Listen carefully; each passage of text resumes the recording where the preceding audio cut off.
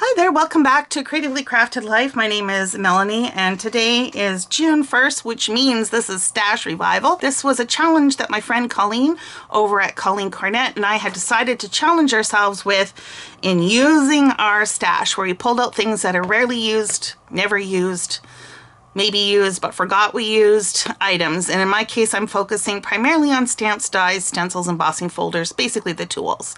And for June, we had a loose theme of summer, encourage, friendship.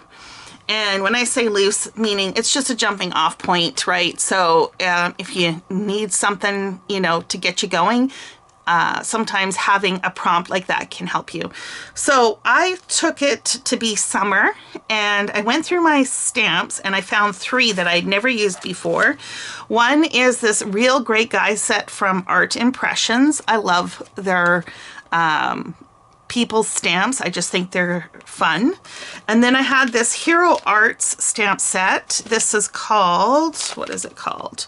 Color Layering Pier at the Lake. And then I had from Concord 9th, the Kite Strings stamp set. So I'd never used any of these before. And I made 5 cards. Yeah, 5 cards. So let's start with the kites. So for the kites, I pulled out some card bases because, I'm trying to use those up. And that drove the color scheme for this one. So this background with the butterflies and this ombre were already in effect. So I just stamped a couple of the kites, added the string, and then the sentiment that says, have a good day. And that is that card. And then the second one, I was using... I think this was a scrap actually, and use the colors from the paper to drive the colors of the kites. Soaring by to say hi. Pretty basic card, no embellishments, no dimension or anything like that. So this will go very easily through the mail. Now, this one was a case of, did I push it too far? Maybe. So it's not my favorite card.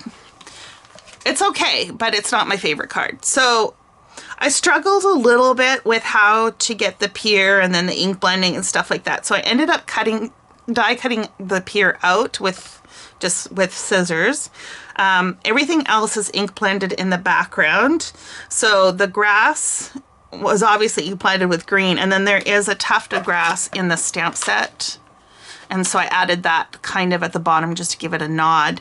And then you've got the water and then the sunset. It got a little muddy up here, which is okay.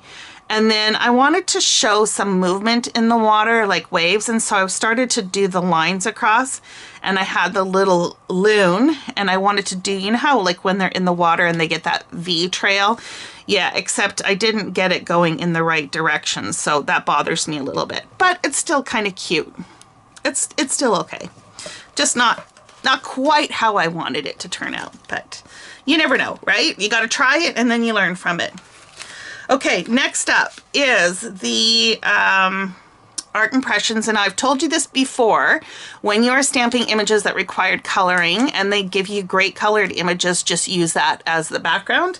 And so I made 2 cards. They're each colored similarly, but I switched up some of the ways that I embellished them. So I did color these with alcohol markers, and I made the scenery in the background myself. So there's no stamp that does that. Okay, so if you're looking, and it was pretty easy, to be honest. You just kind of draw, well, first of all, I just drew a straight line, and then I just drew, a couple little humps to represent the hills, and then I just colored them in, like I said, with alcohol markers.